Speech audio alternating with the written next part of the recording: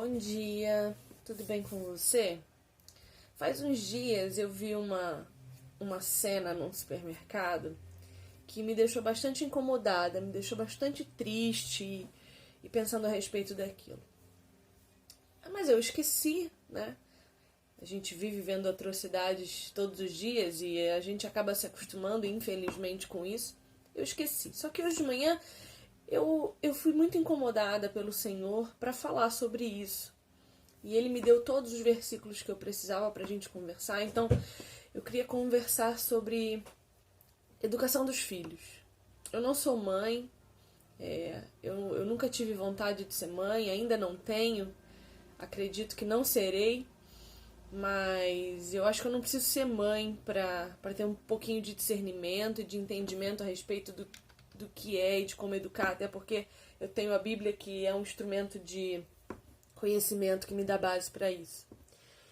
O que eu vi foi uma criança fazendo um escândalo enorme porque queria alguma coisa que a mãe não podia dar, e aquela criança se jogou no chão e gritou desesperadamente, até que a mãe, muito tranquila, se ajoelhou no chão para conversar com a criança, olhando nos olhos dela, e aquela criança, sem pestanejar, bateu no rosto da mãe.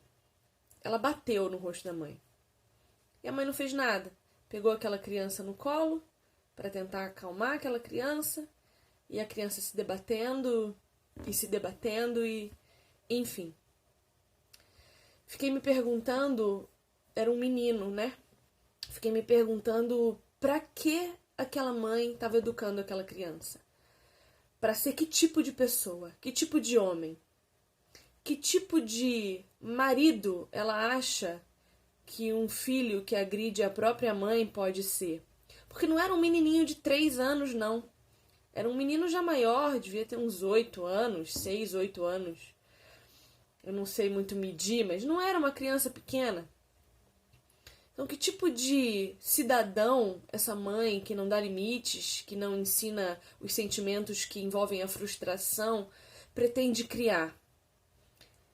Se uma mulher encontra esse homem já formado e faz alguma coisa que o contrarie, será que ele também não vai querer bater nela, violentá-la, porque ele não aprendeu desde pequeno que existem consequências para a violência?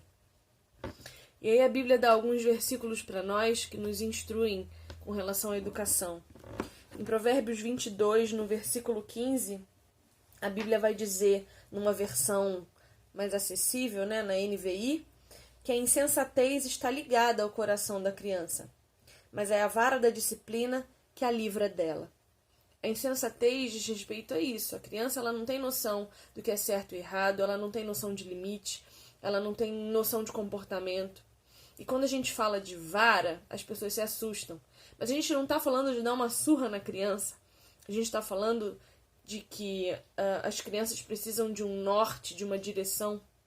A vara da disciplina é a bronca que você dá, é o olhar firme e a voz posicionada que você fala com seu filho quando ele se comporta de uma maneira que você não concorda e que você acha que a sociedade também não vai aceitar quando ele crescer. Então, disciplinar o seu filho é um ato de amor. Quando Deus nos disciplina, a gente não se sente amado.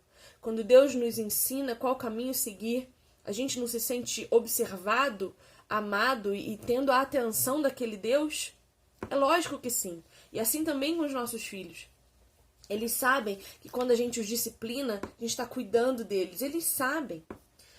A Bíblia também, em Provérbios 23, 13...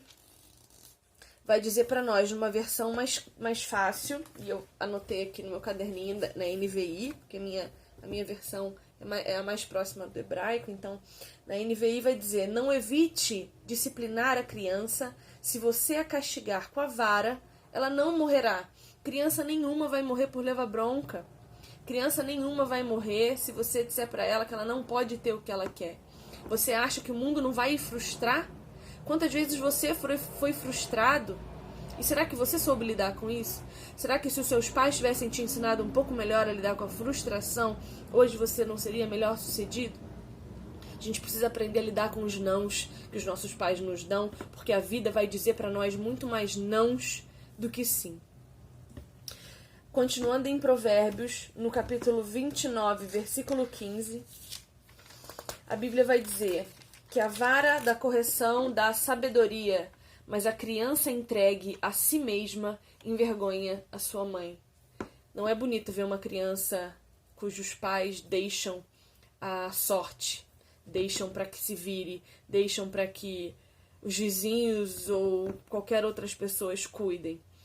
Professor no colégio não é para dar educação familiar.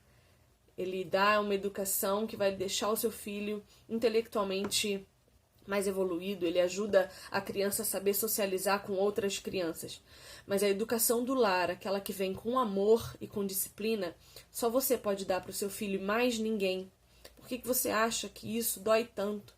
Não permita que seu filho seja um péssimo homem ou uma péssima mulher quando crescer, porque não tem nada pior do que uma mulher mimada que acha que pode ter tudo por chantagem ou por opressão psicológica. Isso é muito triste e a gente tem visto muito disso por aí. Provérbios 13, 24, a Bíblia vai dizer que quem se nega a castigar seu filho não o ama. Quem o ama não hesita em discipliná-lo. Acabei de falar de que o amor de Deus é um amor que também disciplina. Por quê? Porque o pai sabe que um mau comportamento vai ter consequências. Uma criança não sabe as consequências do que vai acontecer. Por isso que quando você diz para uma criança não coloca o dedo na tomada, ela vai lá e coloca, porque ela não sabe o que é levar um choque. E a função dos pais é tentar dizer para aquela criança as consequências do que vai acontecer. E se ela não ouvir, a gente tem que deixar que ela vá lá e experimente. Que ela sinta o amargo que é a consequência. Quando se escandaliza e se joga no chão, a gente não tem que acolher o tempo todo. Tem que deixar ela cansar, porque às vezes é o cansaço que vai fazer ela pensar no que está fazendo. Mas a Bíblia também vai dizer que a gente não tem que irar os nossos filhos. A gente não deve escandalizar os nossos filhos. A gente tem que educá-los com amor e com sabedoria. Não é irritando o seu filho, não é tratando ele como se ele fosse uma criança ignorante, porque as crianças também têm a sabedoria delas, que você vai conseguir o respeito e a admiração dos seus filhos. Pelo contrário, você o ensina a agir como você. Eu sei que ninguém tem filho para que cuide dele na velhice, né? Eu não tenho filhos, então a primeira coisa que as pessoas me perguntam é: quem vai cuidar de você na sua velhice? E eu respondo que eu não vou ter filhos para cuidar de mim na minha velhice. Eu tenho que ter filhos para amá-los, para educá-los, para ensiná-los e criá-los para o mundo, não para mim, não para que eles sejam uma bengala na minha velhice. Mas é lógico que essa responsabilidade também é dos filhos. Se os filhos te amam, quando você ficar velho, é lógico que eles vão querer cuidar de você. E a gente está vivendo uma geração que não respeita os velhos, os idosos, não respeita as pessoas que precisam de mais cuidado, de um pouco mais de lentidão, que já não se locomovem tão rápido. A gente está acostumado a tratar os idosos de qualquer jeito. E isso vem da educação que a gente está dando para as nossas crianças. Se a gente não começar a ensinar para as crianças a respeitar os outros, a respeitar os próprios pais, a gente vai construir uma sociedade com pessoas mimadas, com pessoas que não se importam com o que estão causando para a sociedade e para o seu próximo. Eu espero de verdade que o Senhor dê sabedoria aos pais, que se tornem pais apenas se tiverem condições de fazê-lo, porque criar um cidadão, criar outro ser humano, é uma responsabilidade, é uma decisão tão grande que eu tenho medo de tomar. Que Deus abençoe.